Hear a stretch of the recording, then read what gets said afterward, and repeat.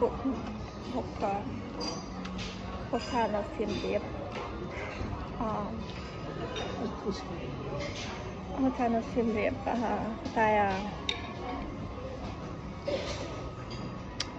package นะ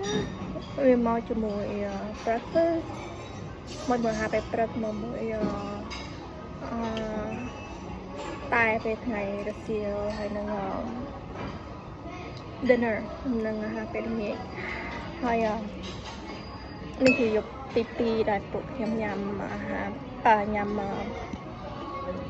ពេលល្ងាចគេហ្នឹងហើយថ្ងៃទី1 we were pleasantly surprised មិនគិតថាវាអាចល្អបានដល់ខណៈហ្នឹងទេហើយនេះជាយប់ទី2ហើយមើលstarter គឺមានស្លាប់ស្វាយឈុតស្វាយញោមស្វាយ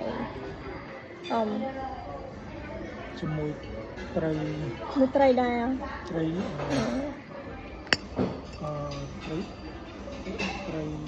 ឆ្អើអូខេ and then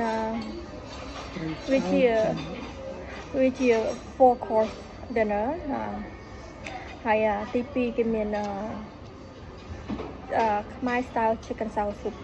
ស្ងោរជ្រក់មាន់ហើយ main course គេជា Australian beef បុកឡាក់ main course ជាញ៉ាំបុកឡាក់ហើយគេមានបង្អែម pandan crepe mango sticky rice មានបង្អែមទៀតខ្ញុំគិតថាតម្លៃដែរខ្ញុំគិតថាតម្លៃដែរខ្ញុំបងវាសំហើយអត់មានដូចថោកមែនទេBut to try differentយើងវាបង្ខំមកពួកយើងសាកម្ហូបផ្សេងបើសិនជាពួកយើង order តាម menu order តាដូចតែខ្លះចឹងញ៉ាំតាក្រងញ៉ាំតាក្រងបាទប្រហែលស្លមកជូរក្រងហើយដល់ពេលឥឡូវគេធ្វើម្ហូបឲ្យយើងញ៉ាំតែគេ plan ឲ្យចឹង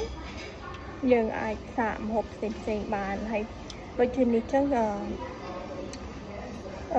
ញោម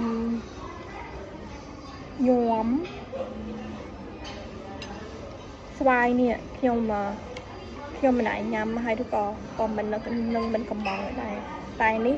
គេធ្វើឲ្យគេគិតឲ្យយើងសាប់ចឹងខ្ញុំបានសាកវា anyway ខ្ញុំចង់ថាតម្លៃរបស់វាហ្នឹងវាស្រួលថ្លៃល្អណាស់បន្ទប់គេនៅល្អហើយគេ upgrade ពួកខ្ញុំទៅexecutive room ទៀតតែពួកខ្ញុំអត់ចង់បានមកយកបន្ទប់ pool view វិញចង់មើល pool view វិញanyway តម្លៃនេះអត់ថ្លៃទេបងប្អូនបើមកលេងស្រុកខ្មែរមកស្នាក់នៅ hotel នេះពួកខ្ញុំពេញចិត្តនឹងថ្មីដៃម្ហូបហើយនឹងសេវាកម្មរបស់គេល្អណាស់អ្នកធ្វើការមួយគាត់ខំលឿនឆ្វេងឆ្វាត់ពេញនឹងឯងដើម្បីទទួលភ្ញៀវឲ្យភ្ញៀវពេញចិត្តតម្លៃអត់ថ្លៃទេតម្លៃកន្លែងស្អាតគេលក់ស្រួលម្ហូបឆ្ងាញ់គ្រប់13ពេលទាំង breakfast ច្រើនហើយ